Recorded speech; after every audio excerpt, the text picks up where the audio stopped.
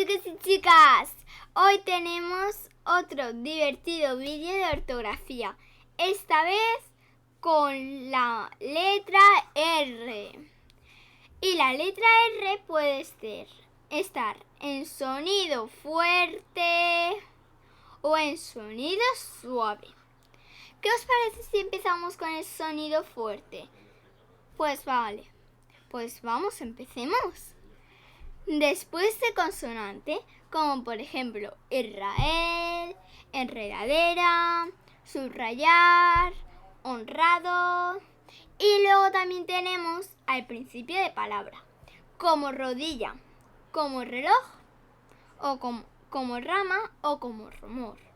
Y luego también tenemos el sonido suave, que lo tenemos en medio de palabra, como por ejemplo en marina, en tarima, en caracol, en merienda, o también lo podemos tener en final de palabra, como rumor, amar, ver y sentir. Y oye, también hay una cosa muy importante, la doble R, que siempre va entre vocales y siempre es sonido fuerte, como por ejemplo carrera, correo o arroz. Bueno chicos y chicas, espero que os haya gustado mucho este vídeo de ortografía. Adiós.